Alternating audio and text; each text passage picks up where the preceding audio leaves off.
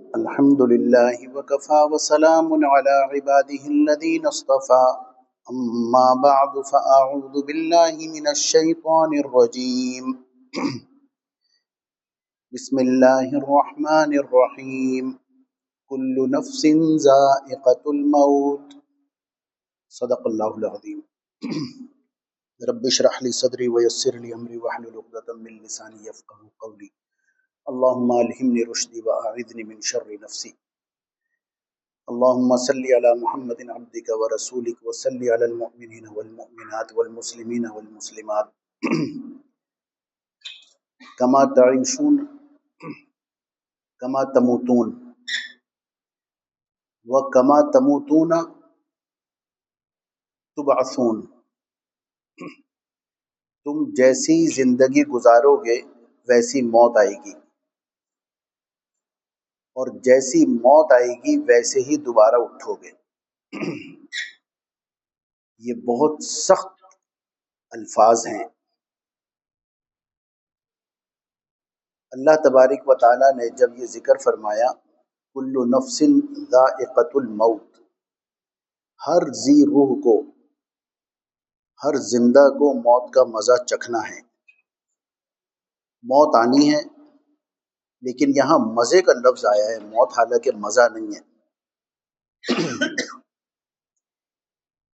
تکلیف دہ مرحلہ ہے،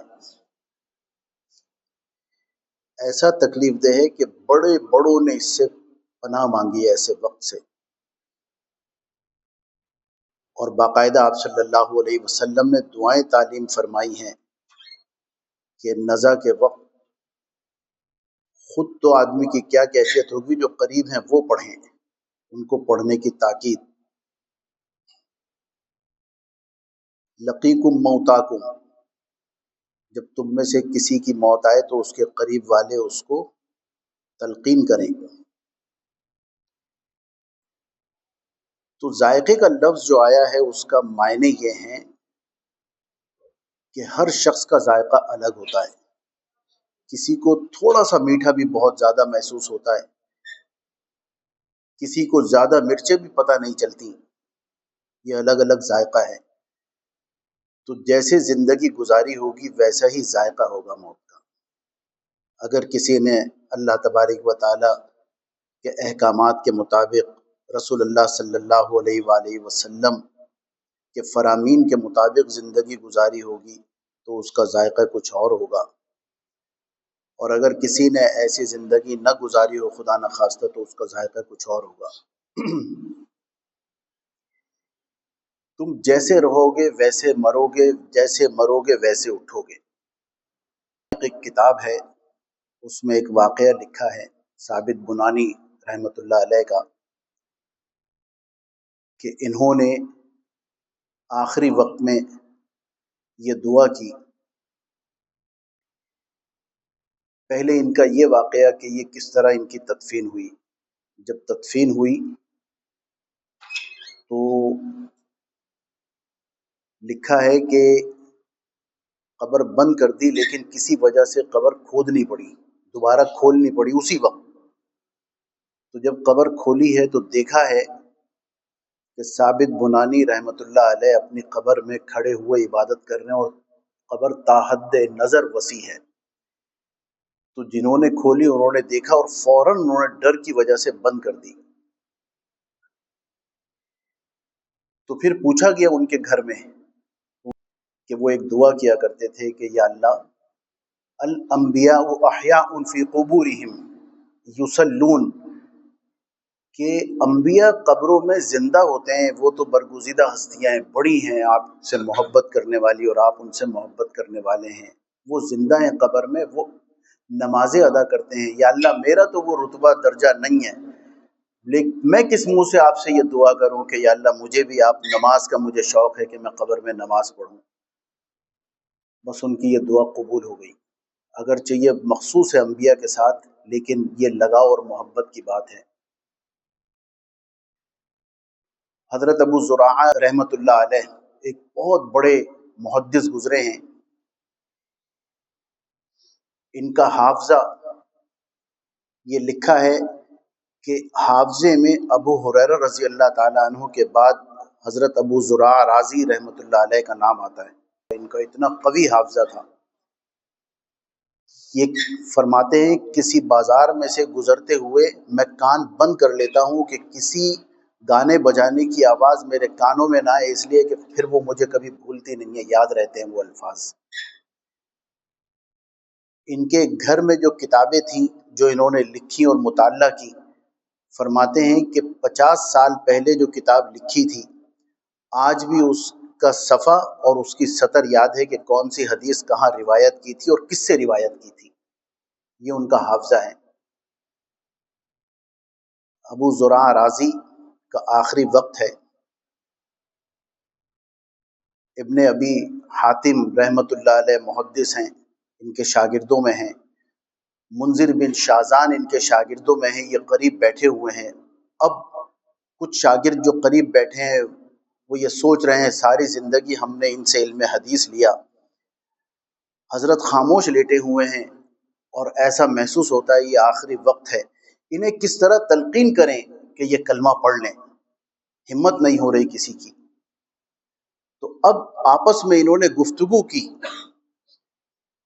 انہوں نے کہا سمعت تو بندار، میں نے بندار سے سنا. ہم نے روایت پھر کیا اس کو ابو عاصم سے.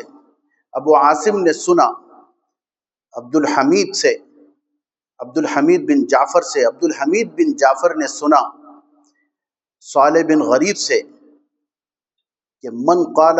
اب اتنا کہہ کے یہ چپ ہو گئے. تو دوسرے نے پھر ایک حدیث پڑھی منذر بن شازان رحمۃ اللہ علیہ نے کہ سمعت، میں نے سنا ابو عاصم سے، ابو عاصم نے سنا بندار سے، بندار نے سنا عبد الحمید بن جعفر سے، انہوں نے سنا صالح بن غریب سے. یہ کہہ کے خاموش ہو گئے. اب دونوں میں تضاد ہوا. ایک نے ابو عاصم کو پہلے لے کے آئے، دوسرے نے بندار کو پہلے لے کے آئے. تو ابو زرع رازی نے اپنے بستر پہ ہاتھ مارا اور جیسے کسی کو ٹوکتے ہیں کہ یہ کیا کہہ رہے ہو تم. انہوں نے پھر اس کا صحیح متن پڑھا کہ بندار سے سنا، میں نے سنا بندار سے، بندار نے سنا عبد الحمید بن جعفر سے. ابو عاصم کو نکال دیا کیونکہ یہ راوی نہیں تھے اس حدیث کے. عبد الحمید بن جعفر نے سنا صالح بن غریب سے، صالح بن غریب نے سنا کثیر بن مرہ حضرمی رضی رحمۃ اللہ علیہ سے، اور انہوں نے سنا معاذ بن جبل رضی اللہ تعالیٰ عنہ سے. من آخر کلامہ لا الہ الا اللہ دخلہ الجنہ. یہ کہنا تھا دخلہ الجنہ پہ آئے ہیں اور روح پرواز کر گئی. تمام مریدین خوش ہو گئے کہ ہمارے حضرت لا الہ الا اللہ پر خاتمہ ہوا ہے. تو کوئی تو ایسا وقت ہوگا میرے دوستو جس کی بڑے بڑے فکر کر رہے ہیں. امام حماد بن سلمہ رضی اللہ رحمۃ اللہ علیہ اور ابو سفیان رحمۃ اللہ علیہ بڑے اپنے وقت کے محدثین ہیں. ابو سفیان الثوری رحمۃ اللہ علیہ کا آخری وقت ہے. امام حماد ان کی عیادت کے لیے آئے ہیں. سفیان الثوری کی آنکھوں سے آنسو جاری تھے. امام حماد نے کہا کہ آپ رو رہے ہیں؟ کہا ہاں، ایک بات سوچ رہا ہوں کہ کیا کہ ایغفر اللہ لی مثلی، میرے جیسے کی بھی اللہ مغفرت کر دیں گے کیا؟ یعنی یہ ابو سفیان الثوری جو بڑے محدث ہیں، انہیں اتنی فکر ہے، یہ کہہ رہے ہیں کہ ایغفر اللہ لی مثلی، کہ میرے جیسے کہ اللہ مغفرت کر دیں گے. امام حماد نے فوراً کہا کہ شیخ لو خیرت بین محاسبتی و بین محاسبت اللہ، بین محاسبت اللہ و ابوئی، اگر اللہ تعالیٰ یہ اختیار دیں کہ چاہے تو مجھے حساب دو چاہے تو اپنے ماں باپ کو حساب دو، لاخترت محاسبت اللہ، تو میں اللہ تعالیٰ کے حساب دینے کو اختیار کروں گا. فإن اللہ ارحم الراحمین، کیونکہ اللہ ہی سب سے بڑے رحم کرنے والے ہیں. ماں باپ کو بھی تو انہوں نے رحم کی بھیک دی ہے. اب بتائیے اگر پرچہ ماں باپ کے پاس آ جائے بچے کا تو ماں باپ 100 میں سے 100 نمبر دیں گے بچے کو یا نہیں؟ لیکن انہوں نے کہا میں ماں باپ کو حساب نہیں دوں گا، میں اللہ کو حساب دوں گا. تو یہ جو زندگی گزارتے ہیں نا میرے دوستو، جس رنگ میں زندگی تو گزرے گانوں میں، زندگی تو گزرے چائے کے ہوٹلوں میں، زندگی گزرے راتوں کو فلمیں دیکھنے میں، زندگی گزرے اللہ تعالیٰ کی نافرمانیوں میں، زندگی گزرے سنت رسول صلی اللہ علیہ وسلم کو تار تار کرنے میں، لیکن ہم یہ سوچیں کہ ہمارا حشر ہو صالحین میں، شہداء میں، اکابرین میں، ایسا نہیں ہو سکتا کہ گدھا اور گھوڑا برابر ہو جائیں۔ کوئی فرق تو ہوگا۔ جو راتوں کو اٹھ کے عبادت کیا کرتا ہو، جو اپنے تمام کاموں کو پیچھے رکھتا ہو اور نماز کے لیے فوراً مستعد ہو جایا کرے، جو اللہ تعالیٰ کے احکامات کو پورا کرنے کی ہر وقت کوشش کرتا رہے، وہ اور غافل آدمی برابر نہیں ہو سکتے۔ اللہ غفور الرحیم ہے، اس میں کوئی شک نہیں، لیکن کوئی ضابطہ اور کوئی قانون تو ہے۔ اگر ضابطہ اور قانون نہ ہوتا تو اتنی موٹی کتابیں جس کے 3,23,760 حرف ہیں، 114 صورتیں ہیں، 540 رکوع ہیں، 30 پارے ہیں، 7 منازل ہیں، یہ اتنی موٹی کتاب نازل نہ ہوتی۔ اس کا مقصد یہ ہے کہ دیکھو زندگی پھونک پھونک کر گزارنی ہے، اپنی مرضی سے شتر بے مہار نہیں گزارنا، جیسے چاہے ویسے زندگی گزار لی۔ علامہ نجیم رحمۃ اللہ علیہ نے واقعہ نقل فرمایا، لکھتے ہیں کہ ابو یوسف رحمۃ اللہ علیہ کا آخری وقت تھا، تو یہ پریشانی کے عالم میں تھے، تو ان کے شاگردوں میں آپس میں یہ بحث چھیڑ دی ایک کہ یہ بتاؤ رمی پیدل افضل ہے یا سواری پہ افضل ہے؟ تو امام ابو یوسف فوراً مستعد ہوئے اور انہوں نے کہا کہ تم بتاؤ کہ پیدل افضل ہے کیا؟ تو ان کے شاگردوں نے کہا، جو بھی بیٹھے ہوئے تھے قریب میں، انہوں نے کہا کہ پیدل افضل ہے۔ کہا غلط۔ کہا بتاؤ کیسے افضل ہے؟ کہا سواری پہ افضل ہے۔ کہا غلط۔ اب دونوں کو غلط کہہ دیا، تو کہا حضرت آپ ہی رہنمائی فرمائیں کہ رمی کیسے افضل ہے؟ کہا جس شیطان کے بعد دوسرے شیطان کو کنکری مارنی ہے وہ رمی پیدل افضل ہے، اور جس کے بعد کسی شیطان کو کنکری نہیں مارنی، صرف ایک کو مارنی ہے، وہ سواری پہ افضل ہے۔ جب یہ حضرات باہر نکلنے لگے تو اتنے میں انہوں نے دیکھا کہ رونے کی آوازیں آئیں، پیچھے مڑ کے دیکھا تو ابو یوسف رحمۃ اللہ علیہ دنیا سے تشریف لے گئے تھے۔ انہوں نے زندگی گزاری تھی میرے دوستوں، تو جاتے جاتے بھی اللہ اور اس کے شریعت کے مسائل بتاتے ہوئے جا رہے ہیں۔ اللہ تعالیٰ نے قرآن حکیم میں فرمایا، مفہوم ہے کہ کچھ لوگ اٹھیں گے، وہ آنکھوں سے اندھے ہوں گے، نابینا ہوں گے، وہ کہیں گے چیخ کر کے یا اللہ ہم نابینا ہیں، حالانکہ دنیا میں تو ہم دیکھتے تھے۔ تو اللہ تبارک و تعالیٰ کی طرف سے ارشاد ہوگا، مفہوم ہے کہ تم دنیا میں بھی نابینا ہی تھے، ہماری نظر میں نابینا تھے۔ جو اللہ کو نہ پہچان سکا، جو احکامات کو نہ پہچان سکا، جو شریعت کو نہ پہچان سکا، جو رسول اللہ صلی اللہ علیہ وسلم اور ان کی سنتوں کو نہ پہچان سکا، میرے دوستوں، جو نہ پہچاننے والے ہیں وہ نابینا لکھے ہوئے ہیں۔ یہ تہیہ کرنا چاہیے کہ اے اللہ جیسی زندگی آپ گزروانا چاہتے ہیں ویسی زندگی ہم سے گزروا دیجئے، جیسی آپ کی چاہت ہے ویسی زندگی گزروا دیجئے۔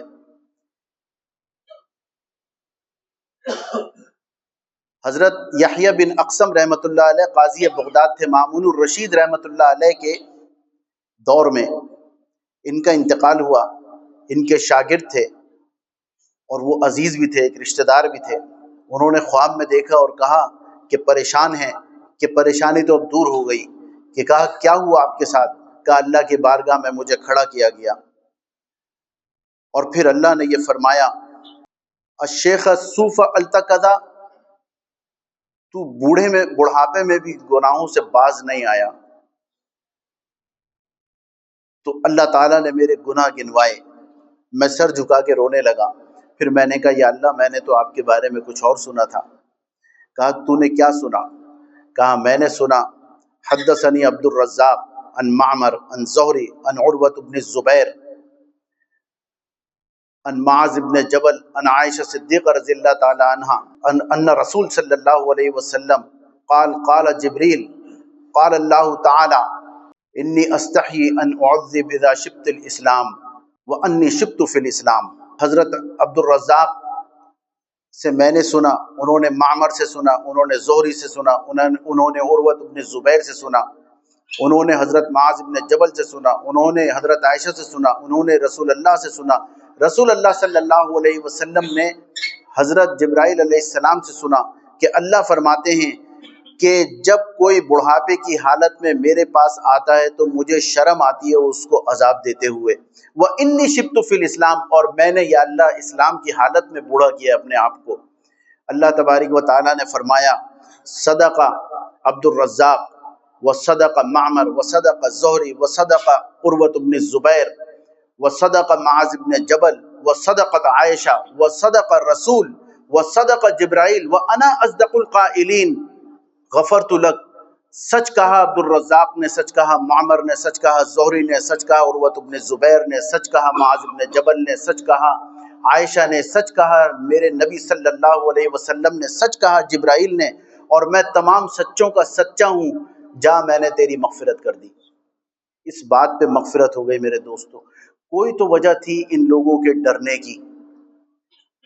آج کا مسلمان الا ماشاء اللہ بالکل بے بہرا ہے، اسے اس کی کوئی فکر نہیں ہے کہ ایک دن اس دنیا سے جانا ہے۔ لیبلوکم ایکم احسن عملا، الذی خلق الموت والحیات، پہلے موت کو لے کے آئے۔ بار بار یہ مضمون میں آپ کے سامنے پیش کرتا ہوں میرے دوستو، کچھ حضرات کو تو یاد بھی ہو گیا ہوگا کہ موت کو اللہ تبارک و تعالیٰ نے پہلے ذکر فرمایا ہے۔ ہوتا یہ کہ حیات کو پہلے ذکر فرماتے کہ جس نے حیات اچھی گزاری اس کی موت اچھی ہوگی، لیکن اللہ مقدم رکھتے ہیں موت کو، کہ جس نے، اس کا مطلب یہ ہے کہ جس نے موت کو مقدم رکھا، اپنے سامنے رکھا، اپنی نظروں میں رکھا کہ کل ایک دن جواب دینا ہے، اس کی زندگی بڑی ستھری گزرے گی، اس کی زندگی بڑی شان والی ہوگی، کیونکہ اسے پتہ ہوگا کہ ایک دن جواب دینا ہے۔ میں عام طور پہ گھر کی کوئی بات نہیں کرتا، لیکن اپنے والد صاحب کا ایک معاملہ آپ کو میں بتاؤں کہ کوئی کسی کے ساتھ تجارتی معاملہ تھا، انہوں نے کہا کہ میرا یہ حساب بنتا ہے، ہمارے عزیزوں میں تھے، تو ان کو وہ حساب دے دیا گیا۔ پھر کچھ دن کے بعد آئے کہ میرا کچھ اور حساب بھی بنتا ہے، میں نے بعد میں حساب لگایا، انہوں نے اس کا بھی حساب کر دیا۔ پھر کہا کہ ایک اور حساب بھی ہے، تو اب پیسے نہیں تھے، حساب زیادہ تھا۔ انہوں نے، کہنے والے نے بھی یہ سوچا ہوگا کہ ان سے تو جس طرح میں کہہ رہا ہوں یہ تو پیسے دیتے جا رہے ہیں، تو میں پیسہ لیتے جاؤں۔ تو والد صاحب نے مجھ سے ذکر کیا، میں نے اسی وقت ایک چھوٹی سی گاڑی لی تھی، تو کہنے لگے پیسے ہیں؟ نہیں ہیں، کہ گاڑی بیچ دو۔ گاڑی بیچ دی، اس کے پیسے آئے، اس سے ان کا حساب کیا، اور پھر انہیں بٹھا کے یہ کہا کہ بیٹے یہ تمہارا حساب ہے، اور بھی حساب ہو تو مجھے بتا دینا، لیکن کل کے لیے کچھ اٹھا کے نہ رکھنا، تمہاری نظر یہاں ہوگی، میری نظر وہاں ہے، کہ اس کے سامنے جواب دینا ہے۔ تو جب میرے دوستو یہ خیال ہو کہ وہاں جواب دینا ہے، تو دیکھیں زندگی کے معاملات کیسے ہوں گے۔ ہمارے معاملات ہی اچھے نہیں ہیں، نماز، روزہ، حج، زکوٰۃ یہ تو کرنا ہی کرنا ہے، فرائض ہے یہ۔ ایک سے معاملہ خراب ہوا تو پیچھے پوری لڑی متاثر ہوتی ہے۔ میں نے کسی سے وعدہ کیا، اس نے کسی اور سے وعدہ کیا کہ میں آپ کو 5 دن کے بعد جو آپ سے ادھار لے رہا ہوں وہ دے دوں۔ میں مثال بتا رہا ہوں آپ کو۔ اس نے آگے وعدہ کر لیا، 7-8 لوگوں نے وعدہ کیا، اب میرے پاس آئے کہ جی مجھے دے دیں، میں نے کہہ دیا میں نے بندوبست نہیں ہے، کتنے آرام سے کہہ دیا بندوبست نہیں ہے۔ لوگ کلمہ بھی پڑھ لیتے ہیں، کوئی آسرا نہیں کرتے کہ لا الہ الا اللہ محمد رسول اللہ، میرے پاس انتظام نہیں ہے۔ ہو سکتا ہے نہ ہو، لیکن اس کا بھی طریقہ ہے۔ اب اس نے کہیں اور وعدہ کیا ہوا ہے، دوسرے نے، اس نے کہیں اور وعدہ کیا ہوا ہے، اس نے کہیں اور وعدہ کیا ہوا ہے، یہ سارے متاثرین جب آپ احادیث کے اوپر غور کریں گے نا تو اس کا پتہ چلے گا کہ کیا گہرائی ہے۔ آپ صلی اللہ علیہ وسلم پوچھتے تھے کہ تمہارے بھائی کا جنازہ جب آتا تھا تو پوچھتے تھے صحابہ سے کہ تمہارے بھائی مقروض تو نہیں ہے تمہارا بھائی؟ اگر کہا جاتا ہے مقروض ہے تو پھر کہتے کہ اپنے ساتھی کا جنازہ پڑھا لو۔ آپ صلی اللہ علیہ وسلم جنازہ نہیں پڑھاتے تھے۔ وجہ یہ تھی کہ کتنے لوگوں کو اس نے متاثر کیا ہوگا۔ معاملات کی بات ہے میرے دوستو، فرائض پورے ہو جائیں سبحان اللہ، نہ پورے ہوں کمی بیشی ہو اللہ کے حضور، یہاں اللہ غفور الرحیم ہے، اللہ معاف فرما دیجئے۔ سب نے وہ حدیث سنی ہوگی کہ صحابہ سے پوچھا کہ میری امت کا غریب کون ہے، مسکین کون ہے؟ تو صحابہ نے کہا غریب وہ ہے جس کے پاس لا درہم ولا دینارا، جس کے پاس نہ درہم ہو نہ دینار ہو۔ آپ صلی اللہ علیہ وسلم نے فرمایا نا المفلس من امتی، میری امت کا مفلس وہ ہے کہ بہت سارے روزے، بہت ساری نمازیں، بہت ساری عبادات لے کے آئے گا، لیکن اس نے لوگوں کا حق کھایا ہوا ہوگا۔ وہاں اللہ تعالیٰ جن کا حق کھایا ہوا ہوگا اس کو لے کے آئیں گے اور کہیں گے وہ یوم جزا اسی لیے ہے، سب کو برابر اس کی جزا ملے گی۔ اس سے کہا جائے گا کہ تمہارے پاس نیکیاں جتنی ہیں اس کو دے دو، کیونکہ اس کا تمہارے اوپر حق تھا جو تم دنیا میں ادا نہیں کر سکے۔ وہ نیکی دیتا رہے گا، اس کا حق پھر بھی پورا نہیں ہوگا، اب اس کے گناہ اس کے سر ڈالے جائیں گے۔ آپ صلی اللہ علیہ وسلم نے فرمایا کہ لے کے تو بہت ساری نیکیاں آیا ہوگا یہ، لیکن وہاں سے قلاش گناہ اپنے سر پہ لیے اور جہنم کی طرف ہکایا جائے گا۔ تو میرے دوستوں معاملات کی بھی فکر کریں۔ حضرت عبد الرحمن بن شمامہ رحمۃ اللہ علیہ ایک بڑے تابعی ہیں، فرماتے ہیں کہ حضرت عمرو بن العاص رضی اللہ تعالی عنہ کا آخری وقت تھا، تو ان کے بیٹے نے ان سے پوچھا کہ ابا جان میں دیکھ رہا ہوں آپ بہت پریشان ہیں۔ تو انہوں نے کہا ہاں، مجھے آپ صلی اللہ علیہ وسلم کے ساتھ گزارے ہوئے کچھ اوقات یاد آ رہے ہیں۔ تو انہوں نے پھر وہ بتایا۔ عبد الرحمن بن شمامہ رحمۃ اللہ علیہ فرماتے ہیں کہ انہوں نے یہ کہا کہ ایک وقت تھا کہ رسول اللہ صلی اللہ علیہ وآلہ وسلم کے چہرے سے مجھے شدید ترین نفرت تھی، اور ان کے قتل کے در پہ تھا نعوذ باللہ۔ پھر مجھے اسلام سے محبت ہونی شروع ہوئی، میں گیا آپ صلی اللہ علیہ وسلم کے پاس، جب آنکھوں میں میں نے دیکھا تو اب مجھے آپ صلی اللہ علیہ وسلم سے زیادہ محبوب کسی کا چہرہ نہ رہا، آپ کی عظمت اور آپ کی عزت سب سے زیادہ بڑھ گئی۔ میں نے کہا میں آپ کے ہاتھ پہ بیعت کرنا چاہتا ہوں۔ آپ نے دایاں ہاتھ آگے فرمایا، میں نے ہاتھ پیچھے کر لیا۔ میں نے کہا یا رسول اللہ پہلے مجھے آپ ایک چیز کی ضمانت دیجئے۔ کہا کیا؟ کہ مجھے جنت کی ضمانت دیں۔ تو عمرو بن العاص رضی اللہ تعالیٰ عنہ فرماتے ہیں کہ آپ صلی اللہ علیہ وسلم نے فرمایا کہ تم کیا چیز لے کے آئے ہو؟ کیا تمہیں معلوم نہیں ہے کہ اللہ تعالیٰ نے جو تین کام کر لے اس کے لیے جنت لکھ دی؟ نمبر ایک، حج کے بعد اللہ تعالیٰ گناہوں کو معاف کر دیتا ہے، ہجرت کے بعد اللہ تعالیٰ گناہوں کو معاف کر دیتا ہے جو اللہ کے لیے کی جائے، اور نمبر تین، جو شخص اسلام میں داخل ہو جائے اللہ اس کے پرانے گناہوں کو معاف کر دیتا ہے، تو اللہ تعالیٰ تمہارے سارے گناہ معاف کر دیں گے۔ تو کہنے لگے پھر میں نے آپ صلی اللہ علیہ وسلم سے مصافحہ کیا۔ پہلے دور میں اگر میرا انتقال ہو جاتا، میں دنیا سے چلا جاتا، تو میں جہنمی تھا۔ دوسرے وقت میں جب آپ صلی اللہ علیہ وسلم مجھ سے راضی ہو گئے تھے اور میں نے ہاتھ ملایا، اگر اس وقت میں دنیا سے جاتا تو میں سیدھا جنت میں جاتا۔ اس کے بعد میں نے جو زندگی گزاری ہے، یہ اب حضرت عمرو بن العاص صحابی رسول ہیں بڑے درجے کے، یہ فکر کر رہے ہیں اپنی کہ اب میرے بیٹے مجھے نہیں معلوم کہ میرا حشر کن لوگوں میں ہوگا۔ یہ کہا اور پھر کچھ پڑھا انہوں نے اور روح پرواز کر گئی۔ یہ واقعات بتانے کا مقصد میرے دوستو یہ ہے کہ میں آپ کو سچ بتاؤں، ہم اس راہ پہ نہیں آ رہے جس لیے ہمیں دنیا میں بھیجا تھا۔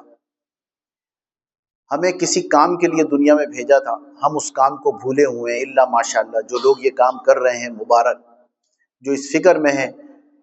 ایک بزرگ کہیں سفر کر رہے تھے، برابر کشتی میں گانے بجانے کی محفل ہو رہی تھی، تو ان کے شاگردوں نے کہا کہ ان کے لیے بد دعا کریں، آپ کی عبادت میں خلل ڈال رہے ہیں، میوزک کی آواز آ رہی ہے۔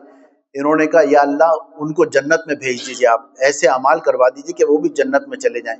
یہ ہے درد رکھنے والے کہ کوئی جہنم میں کیوں جائے، پوری دنیا اللہ تعالیٰ جنت میں بھیج دے۔ بھائی ہم تو ان کے لیے دعا کریں نا، ہمارے کون سی جیب سے کچھ جا رہا ہے؟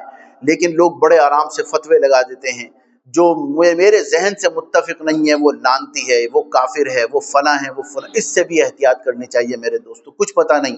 ایک بزرگ کے واقعات میں لکھا ہوا ہے کہ ان کے پاس ایک شخص آیا، بہت فاجر تھا، فسق و فجور میں ڈوبا ہوا. اس نے اللہ سے دعا کی.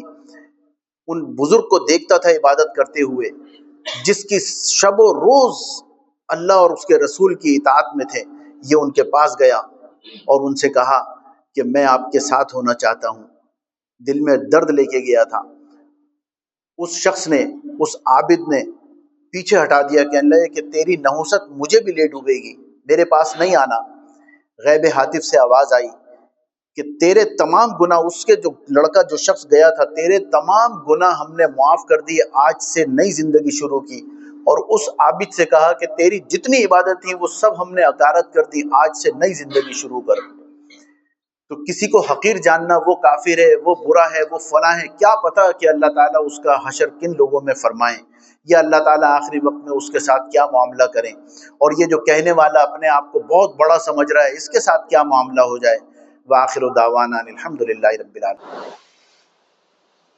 الحمدللہ الحمدللہ علی الذات عظیم الصفات سمی السمات کبیر الشان جلیل القدر رفیع الذکر مطاع الامر جلی البرہان فخیم الاسم عزیز العلم وسیع حلم کثیر الغفران جدید الثناء جدید العطاء مجیب الدعاء عمیم الاحسان ونشهد ان لا الہ الا اللہ وحدہ لا شریک له ونشهد ان سیدنا وسندنا وشفیعنا وحبیبنا ومولانا محمدا عبده ورسوله. اما بعد فاعوذ باللہ من الشیطان الرجیم.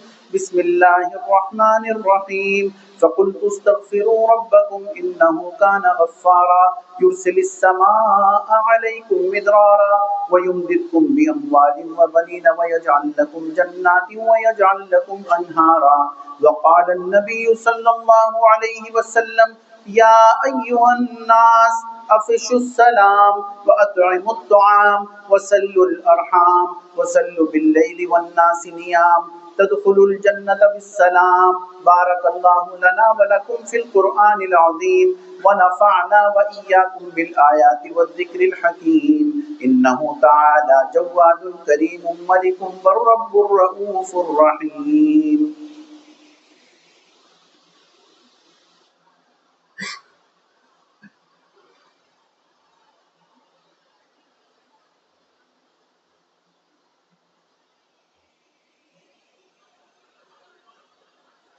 الحمد لله نحمده ونستعينه ونستغفره ونؤمن به ونتوكل عليه ونعوذ بالله من شرور أنفسنا ومن سيئات أعمالنا.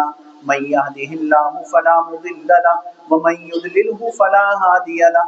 ونشهد أن لا إله إلا الله وحده لا شريك له ونشهد أن سيدنا وسندنا وشفيعنا ومولانا محمدا عبده ورسوله.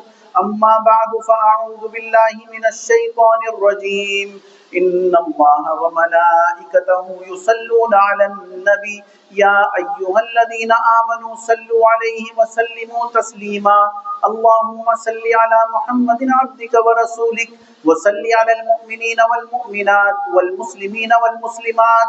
وقال النبي صلى الله عليه وسلم أرحم أمتي بأمتي أبو بكر وأشدهم في أمر الله عمر وأصدقهم حياء عثمان وأقضاهم علي وفاطمة سيدة النساء أهل الجنة والحسن والحسين سيدا شباب أهل الجنة رضوان الله تعالى عليهم أجمعين. تعادلوا عباد الله رحمكم الله. إن الله يأمر بالعدل والإحسان وإيتاء ذي القربى وينهى عن الفحشاء والمنكر والبغي يعظكم لعلكم تذكرون.